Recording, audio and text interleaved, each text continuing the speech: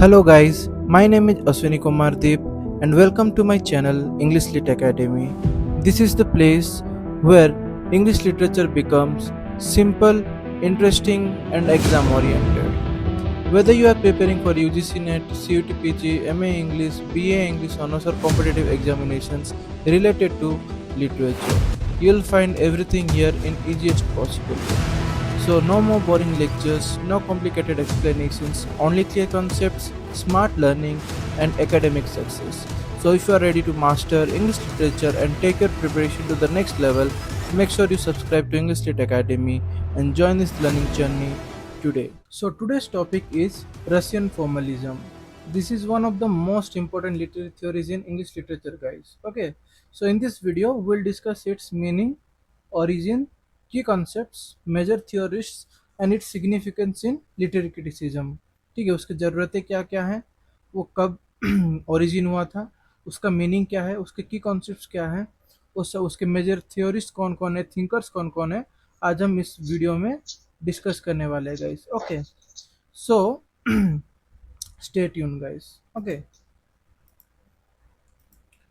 So if you are preparing for CUT-PG, UGC net, MA English या फिर other कोई भी जो रिलेटेड एग्जामिनेशन है जो रिलेटेड टू लिटरेचर है, this topic is very extremely important guys for you because Russian formalism is a very important concept in literary theory. ये इसको हम आज क्या करेंगे, थोड़ा वेरी सिंपल वे में, एग्जाम ओरिएंटेड वे में जो है हम डिस्कस करेंगे guys. Okay, so let's begin. ज़्यादातर बच्चों को लगता है गाइस, मतलब जितने भी लिटरेचर के स्टूडेंट्स होते हैं ना, उनको लगता है कि literary theory is very difficult, very complicating and very confusing. But अगर आप मेरे चैनल पे हो then nothing is difficult for you guys. Each and every topic, each and single concept, हर एक चीज़ जो है वेरी इंटरेस्टिंग होने वाला है गाइस. ठीक है, सो आज हम जो है रशियन फॉर्मलिज्म को जो है वेरी इंटरेस्टिंग वे में, ठीक है, हम सिंपल एग्जाम्पल्स के थ्रू में हम पढ़ने वाले हैं गाइस. तो this theory is mainly focuses on the artistic quality of literature. ठीक है, आर्टिस्टिक क्वालिटी ऑफ लिटरेचर यानी कि वो किस पे फोकस करता है, लिटरेचर की जो आर्टिस्टिक क्वालिटी है, लाइक एक आर्टिस्ट ने लिटरेचर को किस वे में लिखा है. ठीक है, मतलब कि उसके फॉर्म क्या क्या हैं, उसके लिटरेरी डिवाइसेस उसने कितना यूज़ किया है, वो वर्ड्स का ब्यूटी कितना है, उसमें वर्ड्स को कितना एम्पावर किया है, तो वो सब उसमें हम आज फोकस करने वाला है गाइस. ठीक है, और मैं आपको एक सिंपल इंपॉर्टेंट क्वेश्चन बता देता हूँ. रशियन फॉर्मलिज्म जो है पूछता है हर किसी को, ऑथर को भी, पोएट को भी, रीडर को भी, सबको, कि what makes a literary text different from ordinary language. हमारी जो आम भाषा है, हम जो रोज़ का जो लैंग्वेज यूज़ करते हैं, it may be English, Odia, Hindi, Telugu, Gujarati, Marathi, any of the languages you speak guys, which is ordinary language, what makes this ordinary language different from literary text. यानी कि अगर हम कैसे जान जाते हैं कि मतलब ये हमारा आम भाषा है और ये जो है लिटरेरी टेक्स्ट है ना. तो आज हम जो है वो डिफरेंस, दोनों का जो डिफरेंस है, आज हम इस वीडियो में कवर करने वाले हैं guys. Okay, so before knowing Russian formalism we should go for its origin, right. So Russian formalism कब डेवलप हुआ था guys? It was developed in 20th early 20th century, राइट. early 20th century मतलब 1900s में, है ना. 1900s में जो है इसका ओरिजिन हुआ था, राइट. सो एक होता है डेवलप होना और दूसरा होता है कब उसको लोग पहचानने लगे, कब उसे को लोग पॉपुलर मानने लगे, कब उसको फेमस हो गया वो कॉन्सेप्ट.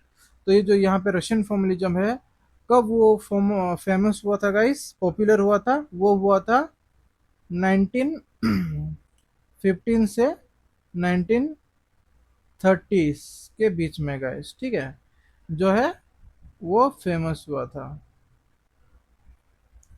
सो अकॉर्डिंग टू जो फॉर्मलिस्ट है कि उस टाइम पे जो है, हम अगर देखा जाए तो रशियन फॉर्मलिज्म क्यों फेमस हुआ था गाइस. रशियन फॉर्मलिज्म इसलिए फेमस हुआ था कि मतलब उस टाइम पे जो क्रिटिक्स हैं, अगर हम देखा जाए तो लिटरेचर को वो किस वे में लिखते थे।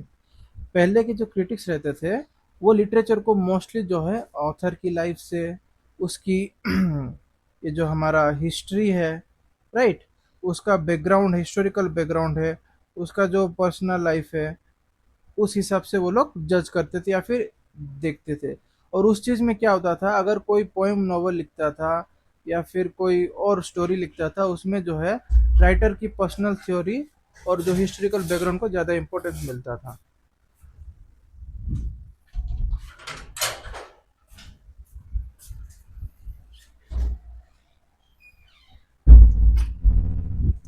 सो sorry guys for the interruption because I was little thirst, तो मुझे थोड़ा पानी पीना था। ठीक है। सो हम लोग कहाँ थे गाइस? हाँ, कि पोएम या नोवेल जो होता है ना, उसको ज़्यादातर लोग राइटर की पर्सनल लाइफ और हिस्टोरिकल बैकग्राउंड को ज़्यादा इंपॉर्टेंस देते थे गाइस। ठीक है। जिसके वजह से जो था हमारा जो लिटरेरी टेक्स्ट था वो इग्नोर हो जाता था। हमारा जो लिटरेरी टेक्स्ट था, it was ignored bye readers, right. लेकिन जब रशियन फॉर्मलिज्म का जो एंट्री हुआ, कहाँ हुआ? लिटरेचर में जो रशियन फॉर्मलिज्म का एंट्री हुआ, बेसिकली मैं इसको रशियन माफिया करके नाम देता हूँ, क्योंकि उनका इतना ही पावर था, क्योंकि वो प्रोसेस को, सालों से चली आई प्रथा को, प्रोसेस को उन्होंने क्या करा था, बदल दिया था गाइस, एकदम काया पलट ही दिया था उसका, है ना। सो यहाँ पे रशियन फॉर्मलिस्ट जब आए, उनका कहना, ये कहना था कि लिटरेचर को जो है हम सिर्फ ऑथर की लाइफ या हिस्ट्री से जज नहीं करना चाहिए। उनके लिए जो है लिटरेचर जो है एक इंडिपेंडेंट आर्ट फॉर्म है गाइस। क्या है वो? लिटरेचर जो है एक independent, right, independent art form. क्यों? उनके लिए जो है लिटरेचर समझने के लिए हमें किसी का सहारा नहीं चाहिए करके वो कहते थे। मतलब कि ऑथर का हिस्टोरिकल बैकग्राउंड ले लो, या फिर ऑथर का लैंग्वेज ले लो, या फिर ऑथर का स्टाइल, सोसाइटिकल थॉट्स वगैरह ले लो, ये सब उनको नहीं चाहिए था। उनको बस ये चाहिए था कि ऑथर ने जो लिखा है लैंग्वेज को, और उसकी जो आर्टिस्टिक टेक्निक्स उसने यूज करी है उस पर्सपेक्टिव कंटेंट पे, राइट, उस बेसिस पे हमें उसको स्टडी करना चाहिए या फिर एनालिसिस करना चाहिए, है ना। तो अभी हम मैं आपको एक सिंपल ये मैं समझा देता हूँ। ठीक है। रशियन फॉर्मलिज्म का फोकस किस पे था गाइस? रशियन फॉर्मलिज्म का फोकस जो था वो था how the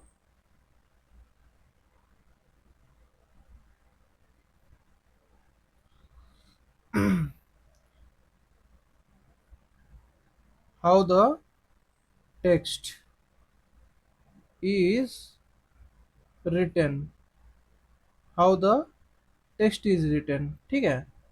how the text is written,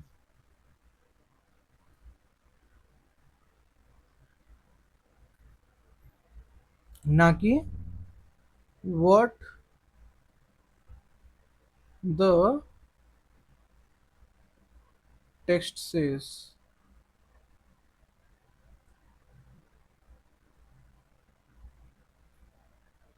उनके अकॉर्डिंग जो था उनको बस ये चाहिए था कि टेक्स्ट कैसे लिखा गया, उनको सिर्फ वही जानना था। उनको ये नहीं जानना था कि मतलब टेक्स्ट क्या कहता है गाइस। ठीक है।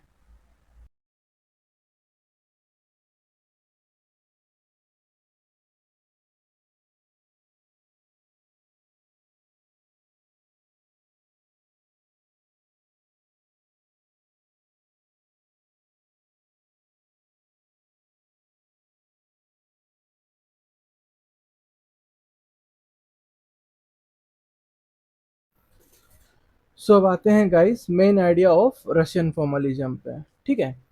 सो ज़्यादा सर इसका जो रशियन फॉर्मलिज्म का जो मेन आइडिया है वो बहुत सिंपल है। ठीक है।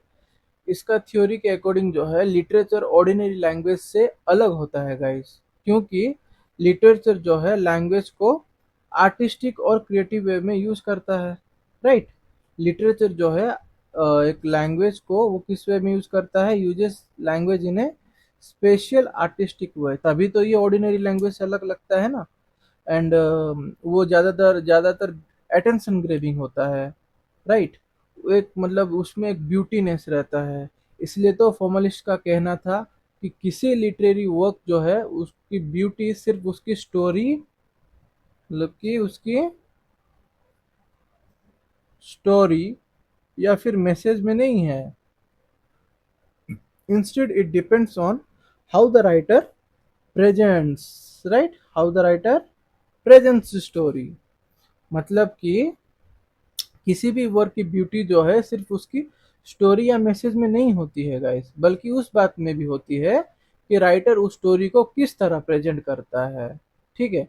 सिंपल वर्ड्स में अगर मैं आपको फिर से समझाऊं तो रशियन फॉर्मलिज्म का जो फोकस होता है guys, how something is written, ना कि सिर्फ व्हाट इज रिटन। ठीक है। अब यहाँ पे एग्जांपल दिया गया है गाइस, देख सकते हो आप। The night was very dark, है ना। ये एक ऑर्डिनरी सेंटेंस हो गया, राइट, कि the night was very dark. But इसे अगर हम लिटरेरी सेंटेंस में देखें, लिटरेरी वे में देखें, इसमें थोड़ा ब्यूटीनेस ऐड किया जाए, थोड़ा लिटरेरी डिवाइसेस ऐड किया जाए, राइट, इसको थोड़ा आर्टिस्टिक वे में, स्पेशल वे में यूज किया जाए, तो क्या होता है इसमें, the night swallowed the world in black silence, right, the night swallowed the world in black silence। मतलब यहाँ पे देखो, दोनों सेंटेंस का मीनिंग ऑलमोस्ट सेम है, राइट, दोनों डार्कनेस को ही डिस्क्राइब कर रहे हैं। लेकिन सेकंड वाला सेंटेंस जो है ज़्यादा पावरफुल और इमेजिनेटिव लगता है। क्यों? बिकॉज राइटर ने इसमें जो है आर्टिस्टिक लैंग्वेज का यूज़ किया है। यहाँ पे जो स्वेलोड द वर्ल्ड है और ये जो ब्लैक साइलेंस है, जैसे ये जो एक्सप्रेशन है, रीडर के माइंड में एक स्ट्रॉन्ग इमेज क्रिएट करता है गाइस, है ना। एक पूरा का पूरा एकदम स्ट्रॉन्ग इमेज क्रिएट करता है। इसीलिए तो इस रशियन फॉर्मलिस्ट ने क्या किया है, ज्यादा इंपॉर्टेंस किसे दिया है, आर्टिस्टिक क्वालिटी को। क्योंकि उनका कहना था कि जो कुछ भी है वो आर्टिस्ट क्वालिटी क्वालिटी के ऊपर डिपेंड करता है कि एक टेक्स्ट जो है फेमस होगा या फिर उसका जो है वो फ्लॉप हो जाएगा, राइट। और उनके अकॉर्डिंग जो है लिटरेचर जो है स्पेशल तब बनता है जब राइटर जो है ऑर्डिनरी लैंग्वेज को क्रिएटिव और ब्यूटीफुल बना देती है। और ये जो थ्योरी है गाइस मेनली किस पे फोकस है बताऊं, मैं बता देता हूँ। ये इम्पोर्टेंट पार्ट है गाइस, ठीक है, इसको आप नोट करके रखिएगा। क्योंकि ज़्यादातर आपके एग्जाम्स में ना ज़्यादा ट्रिकी कॉम्प्लिकेटेड क्वेश्चन आ जाते हैं, इसलिए मैं यहाँ आपके पास हूँ कि आप थोड़ा अच्छे से समझ सके इसको, आपका कॉन्सेप्ट क्लियर हो जाए कि मतलब एग्जाम में अगर एक बार क्वेश्चन पढ़ो then you can answer the question within a minute, right. So theory mainly जो है based on theory mainly based on style, imagery, rhythm,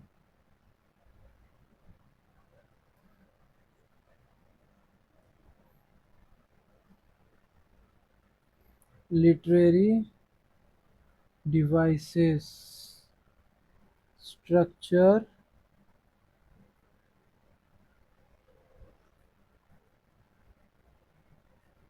poetic language। ठीक है, ये सब जो है लिटरेरी डिवाइसेस गाइस, ठीक है, ये जो है इम्पोर्टेंट है, ठीक है, इसको आप नोट करके रखिए। क्योंकि पूरा का पूरा जो ये रशियन फॉर्मलिज्म है उसका फोकस यहीं पे ही है गाइस, ठीक है। रशियन फॉर्मलिस्ट का जो बिलीव है वो ये था कि लिटरेचर जो है एक आर्ट है ना, और उसकी जो रियल ब्यूटी है उसके लैंग्वेज पैटर्न्स और टेक्निक्स में होता है गाइस, ठीक है। इसी वजह से जो है उन्होंने लिटरेरी डिवाइसेस और जो राइटिंग राइटिंग स्टाइल है उसको बहुत ज़्यादा इंपॉर्टेंस दिया है गाइस, ठीक है। So now let's go to the next point, form over content। अब ये हमें क्या बताता है गाइस, ये भी एक बहुत इंपॉर्टेंट प्रिंसिपल है, ठीक है। मैं आपको समझाता हूँ इसको क्लियरली, मैं आपको कॉन्सेप्ट क्लियर कर देता हूँ इसका। सो रशियन फॉर्मलिज्म जो है एक बहुत ही इंपॉर्टेंट प्रिंसिपल है, ठीक है, इंपॉर्टेंट।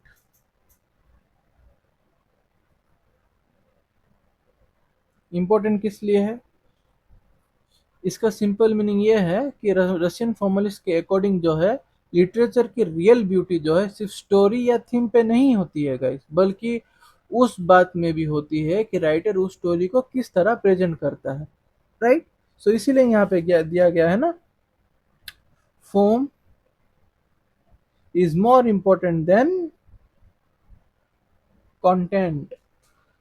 इसलिए फॉर्म को जो है इम्पोर्टेंट बना दिया गया है, किससे ज्यादा? कंटेंट से ज्यादा। So according to the formalist जो है वो ये बिलीव करते थे कि दुनिया में बहुत सारे स्टोरीज सेम थीम्स पर बेस्ड होती हैं, राइट। सेम थीम्स जो है उनका सेम ही होता है, जैसे कि लव हो गया, वॉर हो गया, डेथ हो गया, फ्रेंडशिप हो गया, बिट्रेल हो गया, ये सब जो है एक सिनेमा स्टोरी लाइन पे प्लॉट पे रहता ही है ना। प्यार, धोखा, अ, झगड़ा, डेथ, दोस्ती, ये सब तो रहता है ना। लेकिन फिर भी कुछ वर्क्स होती हैं जिनमें भी ये सेम होता है, लेकिन वो ज्यादा मेमोरेबल और आर्टिस्टिक लगते हैं। क्यों? ऐसा इसलिए कि ये होता है क्योंकि हर राइटर का जो है स्टाइल, लैंग्वेज, स्ट्रक्चर और टेक्निक जो होता है ना, वो अलग होता है गाइस, वो यूनिक होता है ना। अगर मैं आपको अभी सिंपल सेंटेंस में समझाता हूँ कि यहाँ पे लिख के आपको बता देता हूँ, है ना, कि she was beautiful, she was beautiful, है ना। ये तो हो गया गाइस, ये मेरा नॉर्मल ऑर्डिनरी, मुझे आप ऑर्डिनरी मैन समझ लो। अगर इसको मैं अगर लिटरेरी वे में लिखूं, इसमें थोड़ा मसाला डालूं, प्यार डालूं, थोड़ा लिटरेरी डिवाइसेस भी डाल दूं, है ना, तो इसे हम अगर अटेंशन ग्रैबिंग वे में लिखें तो कैसे लिख सकते हैं? She carried,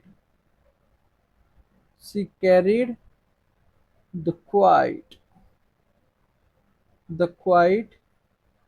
beauty, she carried the quiet beauty of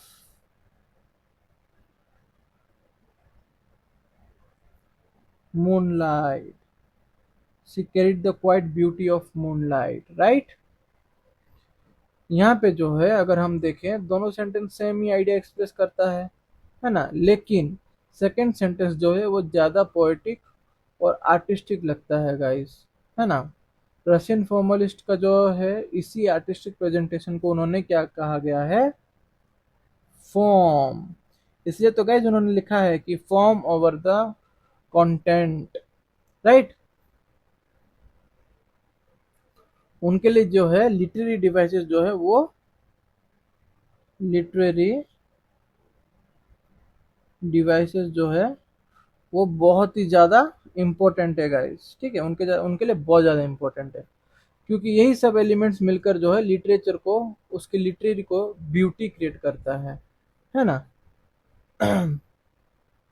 formalist का मानना था कि अगर एक ऑर्डिनरी आइडिया को भी अगर हम क्रिएटिव स्टाइल में जो है प्रेजेंट किए जाए तो वो लिटरेचर बन सकता है गाइस। इसीलिए उन्होंने जो है राइटिंग टेक्निक्स और जो स्ट्रक्चर को है बहुत बहुत ज़्यादा इंपॉर्टेंस दिया है गाइस, है ना, बहुत ज़्यादा इंपॉर्टेंस दिया है। अब आते हैं हम दूसरे फॉर्म पे, वो है डिफेमिलियराइजेशन, है ना, डिफेमिलियराइजेशन। ये एक इम्पोर्टेंट फेमस कॉन्सेप्ट है गाइस, ठीक है। ये भी एक इम्पोर्टेंट फेमस कॉन्सेप्ट है, किसका? रशियन फॉर्मलिज्म का। क्यों? क्योंकि इसे इंट्रोड्यूस किया था किसने? विक्टर स्लोवोस्की ने, है ना। विक्टर स्लोवोस्की जो है ना, इसको इंट्रोड्यूस करा था गाइस, ठीक है। अब इसका मैं सिंपल मीनिंग बता देता हूँ। ऑर्डिनरी या जो फैमिली चीज़ें होती हैं गाइस, है ना, उसको हम एक स्ट्रेंज, अनयूजुअल वे में और फ्रेश वे में जो है हम अगर उसको प्रेजेंट करें तो रीडर्स जो है उनका ध्यान को हम आसानी से ग्रैब कर सकते हैं, उनका ध्यान को अच्छे से नोटिस कर सकते हैं हम, है ना। सो स्लोवोस्की का जो थिंकिंग था कि ह्यूमन जो है अपने डेली लाइफ में हैबिचुअल हो जाते हैं। ह्यूमन जो है हमारे डेली लाइफ में ज़्यादा ही हैबिचुअल हो जाते हैं, और जिससे कि क्या होता है, वो सेम चीज़ें देखते हैं। सनराइज हो गया, बारिश रेन हो गया, ट्रीज हो गए, रोड हो गया। फॉर एग्जांपल मैं बता रहा हूँ गाइस, है ना, रोड हो गए। इसलिए हम उन्हें जो है डीपली फील करना बंद कर देते हैं। जैसे कि अगर आप हर एक चीज सेम रोज देखते जाओ, कि मतलब सवेरे उठो वही सनराइज देखो, बारिश कभी कभार हो तो वो देख लो, पेड़ पौधे तो आप रोज देख रहे होंगे, रोड्स यानी कि रास्ता आप हमेशा देखते होगे, है ना। वो देख देख के आपने क्या करा है, डीपली फील करना जो है बंद कर दिया है। अब हर कोई थोड़ी ना सोचता है कि मतलब रास्ता को देख लिया और फिर हाँ क्या मस्त रास्ता है, ये रास्ता कहाँ तक जाता है, कभी सोचा है आपने? नो राइट, इट्स वो सुन के ही हमें लगता है हाउ क्रेजी इट इज। सो अभी हमने कभी भी रास्ते के बारे में नहीं सोचा होगा, राइट। हाँ, बारिश के बारे में कभी कभार सोच लिया, जैसे कि कोई रोमांटिक कपल्स हो गए, राइट। अब पेड़ पौधे का तब याद आता है जब गर्मी ज्यादा होती है ना। तो वो छांव देता है, तो हाँ क्या छांव दे रहा है पेड़ हमें, हवा क्या दे रहा है हमें पेड़, तो हम सोच लेते हैं कभी कभार। लेकिन हम जो है उसको ज्यादा यूज टू हो जाते, तो हम उसको ज्यादा हम इम्पोर्टेंस नहीं देते, या फिर उसके बारे में फील करना बंद कर दिया है ना। सो लिटरेचर का जो काम होता है गाइस, इस हैबिट को तोड़ना, मतलब कि ब्रेक डाउन करना। लिटरेचर जो है वो ऑर्डिनरी चीजों को ही इतना आर्टिस्टिक और क्रिएटिव वे में बना देता है, या फिर प्रेजेंट कर देता है, कि रीडर्स जो है उन्हें दोबारा फ्रेश वे में एक्सपीरियंस करते हैं, दोबारा उसको क्या करते हैं अपने लाइफ में जो है, मतलब वो रिलेट कर पाते हैं। फॉर एग्जाम्पल जैसे कि यहाँ पे दिया है guys, for example the sun, sorry ये ठीक है लेंथ, और इसको हम थोड़ा ये कर दें, द सन रोज, है ना, द सन रोज। लेकिन एक तो नॉर्मल स्टेटमेंट हो गया, राइट। अब हम इसे जल्दी रीड करके आगे बढ़ जाते होंगे, मैंने लिख दिया तो इसको आप पढ़ के आप, हाँ नॉर्मल, सन तो रोज ही ये होता है, मतलब उठता है। लेकिन अगर इसको अगर हम पोइटिक वे में लिखेंगे तो कैसे होगा उसको, गोल्डन फायर, ये जो है यहाँ पे क्या हुआ है, गोल्डन फायर का यूज हुआ है, right. Golden fire slowly open the eyes of the sky, है ना। तो सडनली जो है यहाँ पे रीडर इमेजिन करने लग जाता है ना। सडनली जो है यहाँ पे रीडर इमेजिन करने लग जाता है। यहाँ सनराइज को डायरेक्टली नहीं बोला गया है गाइज, लेकिन पोइट ने इससे आर्टिस्टिक इमेजरी और क्रिएटिव लैंग्वेज का यूज किया है। इसी वजह से जो है सेंटेंस ज्यादा ब्यूटीफुल और इमेजिनेटिव लगने लगता है, राइट। आप अभी वर्ड पढ़े तो आप सच्ची में आप सोच लेना, माइंड में क्रिएट हो जाएगा कि मतलब हाँ सच्ची में ऐसा गोल्डन फायर हुआ था, और फिर जो है स्काई ने अपना आंखें खोली जिसमें गोल्डन फायर स्लोली स्लोली निकला बाहर, राइट। सो ये जो है इमेजिनेशन है, इसी को हम क्या कहेंगे, डिफेमिलियराइजेशन, है ना।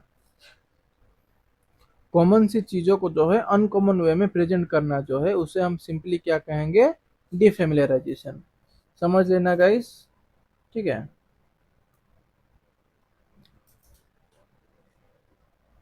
डिफेमिलियराइजेशन,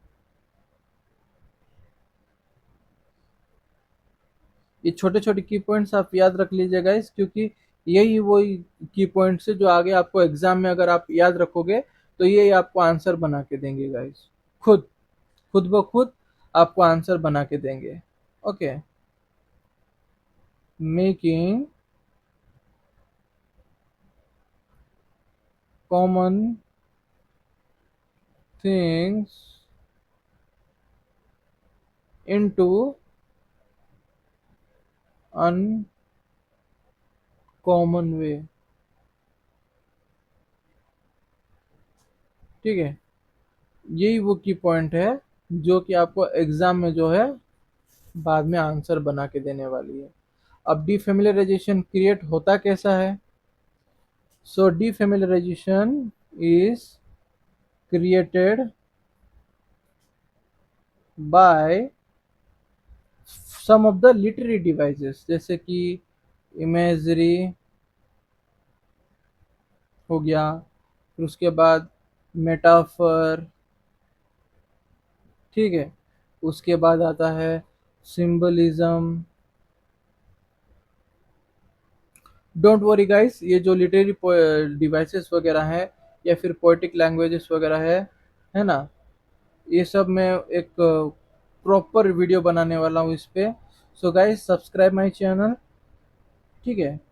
लाइक, शेयर एंड कमेंट, जिसमें कि आपको अपडेटेड रहोगे कि मैं जो भी नया वीडियो छोड़ूँ आप उसमें उससे अपना ज्ञान प्राप्त कर सको, है ना, ज्ञान प्राप्ति लाभ कर सको। सो मैं रिलेटेड डिवाइसेस बना दूंगा गाइस वीडियो आप लोग के लिए, ठीक है। सो ये आपको समझ में आ गया।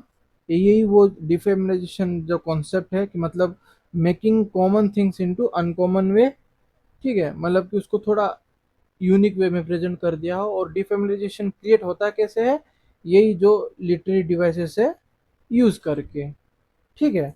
अब दूसरे इंपॉर्टेंट कॉन्सेप्ट पे आते हैं गाइस। आई होप कि आपका डिफेमिनाइजेशन का जो कॉन्सेप्ट है वो क्लियर हो गया होगा। अब आते हैं हम लिटरेरीनेस पे, है ना।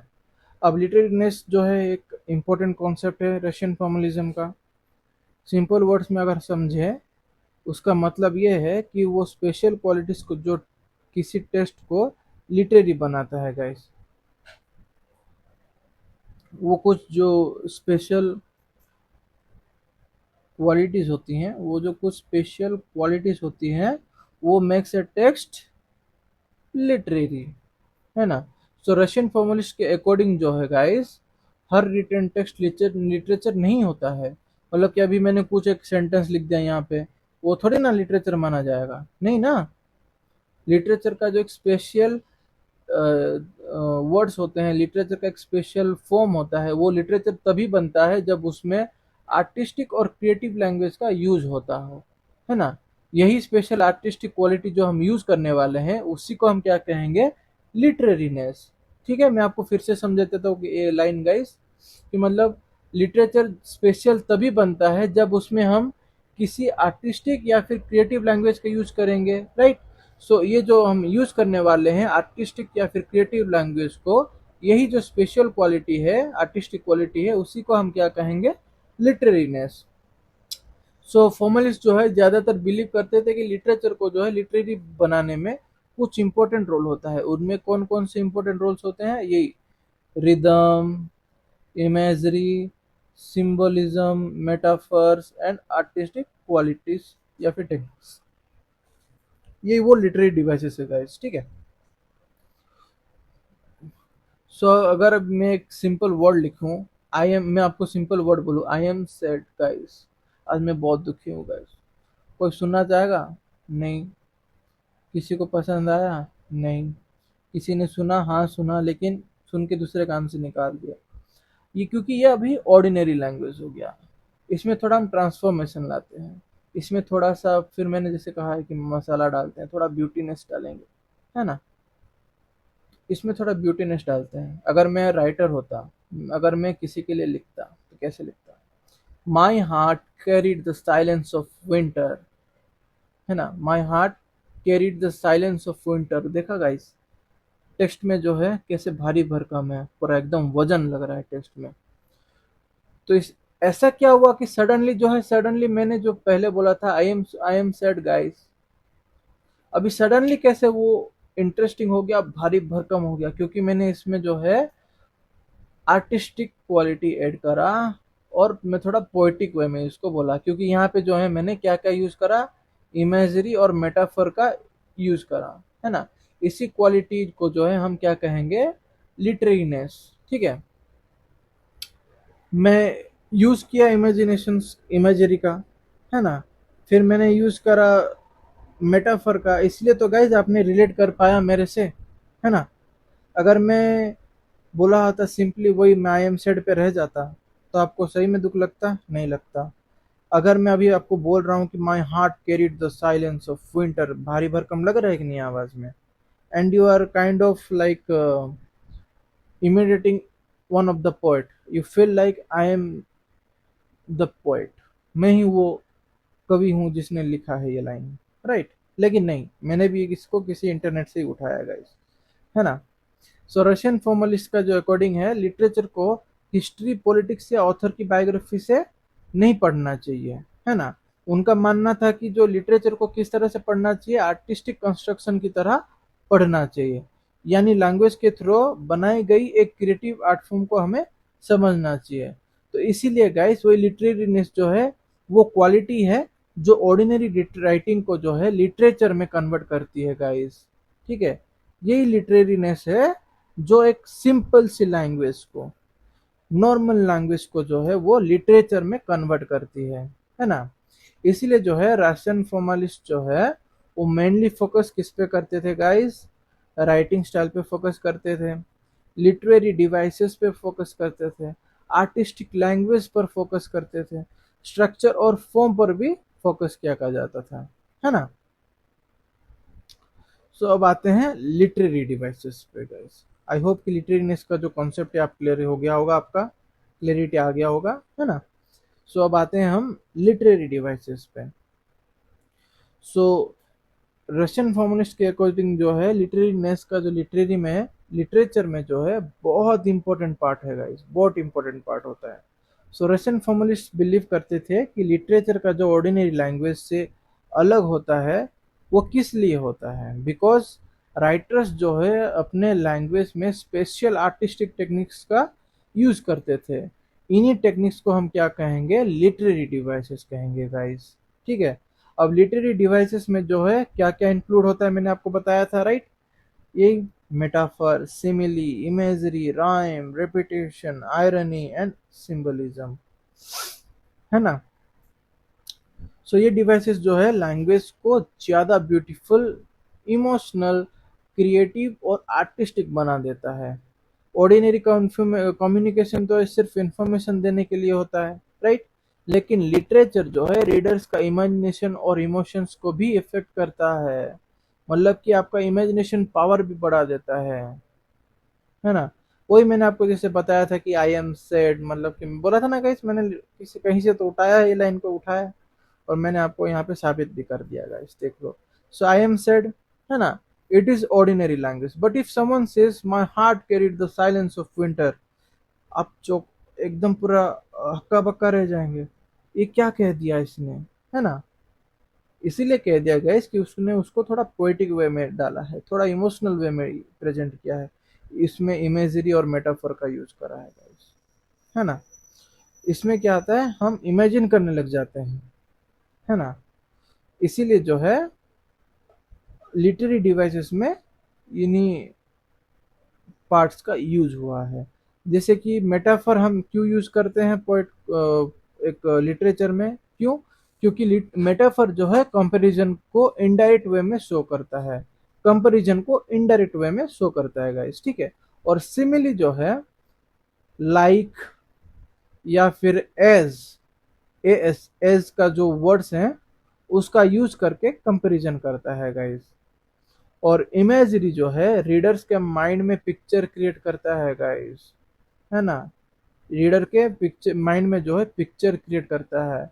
और सिंबलिज्म जो है डीपर मीनिंग को रिप्रेजेंट करता है गाइस, है ना। और यहाँ पे देखिए रिपीटिशन का है, रिपीटिशन जो है वो इम्पोर्टेंट आइडियाज को जो है एम्फसाइज करता है गाइस, ठीक है। इसीलिए ही तो रशियन फॉर्मलिस्ट का ये मानना था कि लिटरेचर की जो रियल ब्यूटी है इन्हीं छोटी छोटी आर्टिस्टिक टेक्निक्स में ही होती है, छिपी होती है।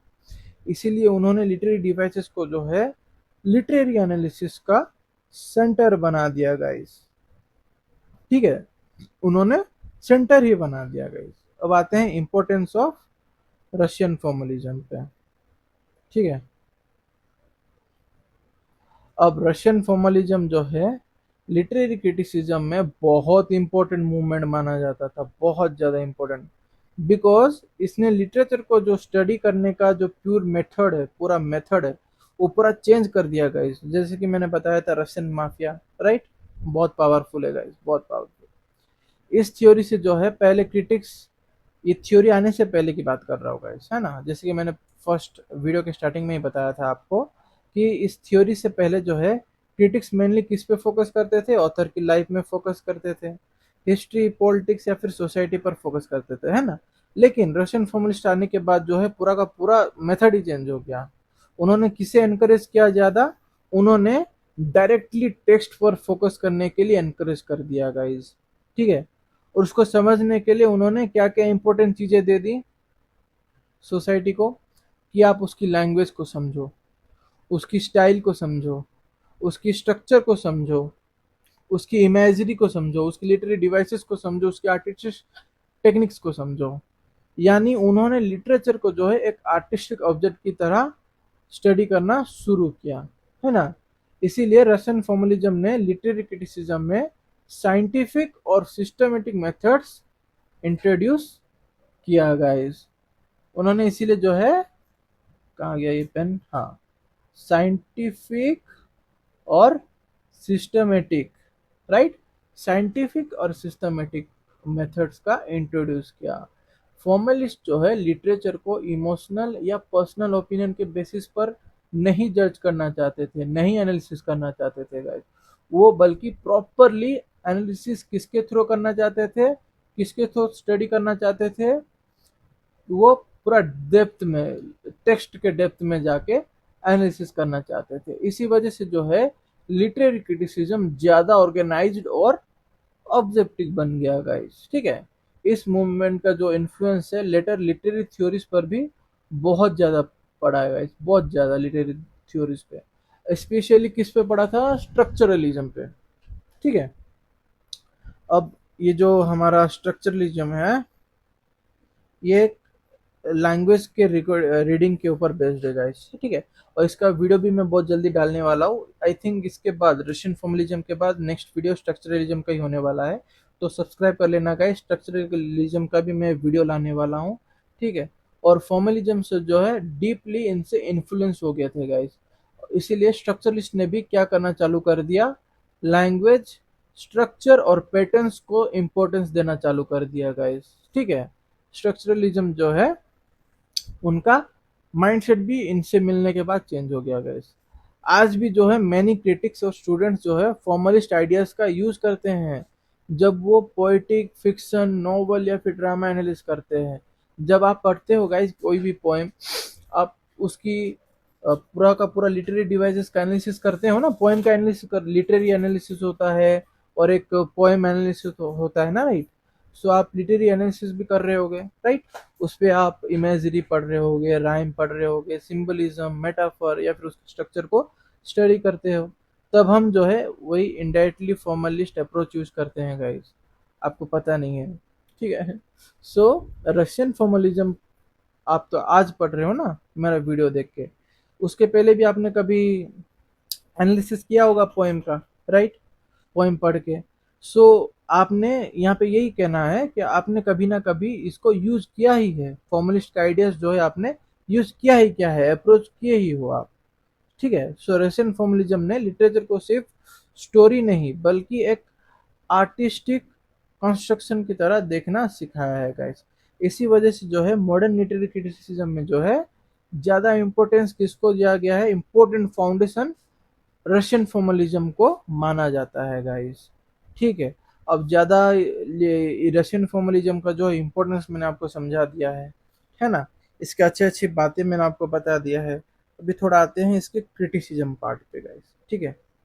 इतना ही अच्छा देना आपको अच्छी बात नहीं है, अब इसके बारे में थोड़ा बुराई भी करते हैं गाइस, चलिए। सो क्रिटिसिज्म ऑफ रशियन फॉर्मलिज्म, ठीक है। चलो ऑल दो ठीक है कि मतलब आप वेरी फेमस पार्ट है रशियन फॉर्मलिज्म, एक लिटरेरी थ्योरी का, एक इन्फ्लुएंशियल थ्योरी है किसका? लिटरेरी क्रिटिसिज्म का, है ना। लेकिन गाइस कुछ कुछ क्रिटिक्स हैं जो इसी आइडिया को डिसएग्री करते हैं, ठीक है। क्यों? They believe that the formalist gave too much importance to language guys. The formalist जो है उन्होंने ज्यादा किसे ये कर दिया है गाइस? ज्यादा ज्यादा उन्होंने लैंग्वेज और स्ट्रक्चर को जो है, ज्यादा लिटरेट टेक्निक्स को हमने इंपॉर्टेंस दे दिया है और इग्नोर किसे कर दिया है हमने? बाकी जो एस्पेक्ट्स ऑफ लिटरेचर है उन्होंने उनको हमने इग्नोर कर दिया है, साइड कर दिया है गाइस। जैसे कि पहले क्रिटिक्स क्या करते थे, पहले वो आर्टिस्टिक क्वालिटी पढ़ते पढ़ते थे पहले, नहीं ना, पहले वो क्या पढ़ते थे, पहले वो पढ़ते थे जो आर्टिस्ट का बैकग्राउंड है, हिस्टोरिकल बैकग्राउंड है, सोसाइटिकल थॉट्स है, वो सब वो लोग पढ़ते थे। उसमें वो क्या इग्नोर कर चालू कर देते थे, वो लिटरेरी टेक्स्ट को इग्नोर कर देते थे। लेकिन अभी रशियन फॉर्मलिज्म ने उल्टा कर दिया। वो आने के बाद उन्होंने किसे इग्नोर करना चालू कर दिया, उन्होंने सोसाइटी को इग्नोर करना चालू कर दिया, उसके हिस्टोरिकल बैकग्राउंड को, पॉलिटिक्स को, सोसाइटी को, उसकी हिस्ट्री को, सबको उन्होंने इग्नोर करना चालू कर दिया। और उन्होंने लिटरेरी टेक्स्ट को जो है इम्पोर्टेंस बना दिया, है ना। अब क्रिटिक्स के अकॉर्डिंग जो है रशियन फॉर्मलिस्ट ने वही हिस्ट्री, सोसाइटी, पॉलिटिक्स और इमोशंस और ऑथर्स का जो पर्सनल एक्सपीरियंसेस है उसको इम्पोर्टेंस ना दे के उन्होंने लिटरेरी टेक्स्ट को ज़्यादा इम्पोर्टेंस दिया, है ना। सो उनका मानना था कि लिटरेचर को जो है रियल लाइफ से भी कम्प्लीटली अलग नहीं किया जा सकता है। हर पोएम, हर नॉवल, हर ड्रामा जो है अपने टाइम की एक सोसाइटी और हिस्टोरिकल सिचुएशन से कनेक्टेड होता है, नहीं। सो इसीलिए लिटरेचर को जो है सिर्फ लैंग्वेज और स्टाइल की बेसिस पर हमें स्टडी नहीं करना है। अगर स्टडी करोगे तो वो इनफ नहीं है, ठीक है। फॉर एग्जाम्पल अगर मैं आपको दूं कि अगर कोई नॉवल या वर, नॉवल को जो है वर या फिर किसी पोवर्टी के बारे में लिखा है, किसी वर्क के टाइम पे लिखा होगा, फिर उसका कोई पॉवर्टी चल रहा होगा राइटर का, तो उसने उस समय लिखा होगा, तो क्रिटिक्स कहते थे कि उसके हिस्टोरिकल और सोशल बैकग्राउंड को जो समझना भी बहुत इंपॉर्टेंट है गाइज। अगर आप वही नहीं समझोगे तो वो नोवेल या फिर जो भी पोएम होगा उसने लिखा था, किस समय लिखा था, आप कैसे जान पाओगे, क्यों लिखा था, आप कैसे जान पाओगे, उसके लिए वो पोएम लिखने के पीछे कारण क्या था, वो आप कारण कैसे जान पाओगे, है ना। लेकिन रशियन फॉर्मलिस्ट ने जो है मेनली उस नॉवल की राइटिंग स्टाइल जो है और लिटरेरी टेक्निक्स पर फोकस करते थे गाइस, बल्कि वो उस हिस्टोरिकल बैकग्राउंड पे नहीं फोकस करते थे, है ना। बहुत से क्रिटिक्स ने यह भी कहा कि रशियन फॉर्मलिज्म जो है बहुत टेक्निकल हो गया था गाइस। एक चीज होता है ना, आप एक नया चीज इन्वेंट करते हो, वो ज़्यादा फेमस हो जाता है और उसके ज़्यादा विरोध करने लगते हो, तो फिर वो फेमस हो जाता है तो आप थोड़ा ज़्यादा इंडल्ज हो जाते हो उसमें। एक जो लिमिटेशंस होते हैं, एक जो बाउंड्री लिमिट होता है, वो क्या होता है, एक्सीड हो जाता है गाइस, राइट। वो एक्सीड कर देते हो आप, वो ओवर हो जाता है। जैसे कि पॉजेसिवनेस, फॉर एग्जांपल एक कपल्स होते हैं गाइस, है ना, वो चाहे फीमेल ले लो या फिर मेल ले लो, ठीक है। वो अगर किसी अपने पार्टनर पे थोड़ा रोक टोक लगाते हैं स्टार्टिंग स्टार्टिंग में, अच्छा लगता है कि हाँ he is giving me importance, उस वो डरता है कि मुझे खोने के लिए डरता है, राइट, वो मुझे खोने के लिए डर रहा है। लेकिन एक पॉइंट आ जाता है जहाँ पे it becomes exaggerate exaggerated, right, मतलब कि ओवर हो जाता है। और ज़्यादा ओवर में अच्छी बात नहीं है, ज़्यादा मिठाई भी सेहत के लिए अच्छी बात नहीं होती है गाइस, डायबिटीज हो जाता है, इसलिए मिठाई से दूर रहा करो, है ना। सो बोट से क्रिटिक्स ने यह भी कहा था कि रशियन फॉर्मलिज्म जो है बहुत टेक्निकल हो गया था गाइस। उनके अकॉर्डिंग जो है फॉर्मलिस्ट लिटरेचर को जो है ऑलमोस्ट एक मशीन की तरह ट्रीट करने लग गए थे, जिसमें सिर्फ डिवाइसेस होती थी, स्ट्रक्चर होते थे या फिर लैंग्वेज होते थे, उसके पैटर्न्स इंपॉर्टेंट होते थे। इस प्रोसेस में जो है वो जो पोइट ने लिखा था उसके पीछे का इमोशंस, उसके ह्यूमन एक्सपीरियंसेस, उनको क्या कर दिया था गाइज, उन्होंने इग्नोर कर दिया था गाइज, ठीक है। अगर मैं आपको सिंपल वर्ड्स में बताऊं तो क्रिटिक्स क्या बिलीव करते थे कि लिटरेचर सिर्फ आर्टिस्टिक लैंग्वेज नहीं होता है। क्रिटिक्स ये बिलीव करते थे कि लिटरेचर जो है सिर्फ आर्टिस्टिक लैंग्वेज नहीं होता है, लिटरेचर जो है ह्यूमन लाइफ, सोसाइटी, इमोशंस और उसकी जो हिस्टोरिकल रियलिटी है ना, उसकी जो हिस्टोरिकल रियलिटी है वो भी डीपली कनेक्टेड होती हैं गाइस। इसीलिए जो है कुछ लोग रशियन फॉर्मलिज्म को एक लिमिटेड थ्योरी मानते थे, क्योंकि मेनली फॉर्म पर फोकस करते करते आप सोशल रियलिटी को जो है कम इम्पोर्टेंस देने लगते हो, जिसमें कि वो आधा छुप जाता है ना। आप बराबरी देना चाहते हो तो आप पूरा प्रॉपरली बराबरी दो। अगर आप society, history, politics, emotions, author के पर्सनल एक्सपीरियंस को अगर आप मान लो, अगर 50% दे रहे हो, राइट, 50% दे रहे हो, तो आप लिटरेरी टेक्स्ट को भी 50% दो, राइट। दोनों को बराबर में समझो। ये 60-40 का क्या ये है बताओ, 60-40 का क्या चक्कर है? अगर ये न्याय करना है तो दोनों तरफ बराबर रखना चाहिए, राइट। एक तरफ का भारी हो गया, एक तरफ का कम हो गया तो थोड़ी चलता है। सो यहाँ तक रहा हमारा रशियन फॉर्मलिज्म का concept guys, I hope you will understood. So अब हम आते हैं कंक्लूजन पे, ठीक है। टू कंक्लूड, एक काम करते हैं गाइस, हम स्टार्टिंग से अभी तक का छोटा सा रिवीजन कर लेते हैं जल्दी, जिसमें कि आप और थोड़ा उस अपना मेमोरी को जो है रिवाइज हो जाए, है ना, और ज़्यादा याद रह जाए। सो रशियन फॉर्मलिज्म का एक इम्पोर्टेंट लिटरेरी थ्योरी है, राइट। रशियन फॉर्मलिज्म जो है एक इम्पोर्टेंट लिटरेरी थ्योरी है। अब लिटरेचर को जो है उसके फॉर्म, स्ट्रक्चर या स्टाइल और आर्टिस्टिक लैंग्वेज का थ्रू स्टडी करते थे हम, है ना। सो रशियन फॉर्मलिस्ट बिलीव करते थे कि लिटरेचर जो है स्पेशल इसीलिए होता है क्योंकि राइटर्स जो है अपना क्रिएटिव टेक्निक्स और लिटरेरी डिवाइसेस का यूज करते थे, राइट। यही यूज करते थे ना, इसीलिए तो लिटरेरी टेक्स्ट को एक ऑर्डिनरी लैंग्वेज से अलग बनाता था।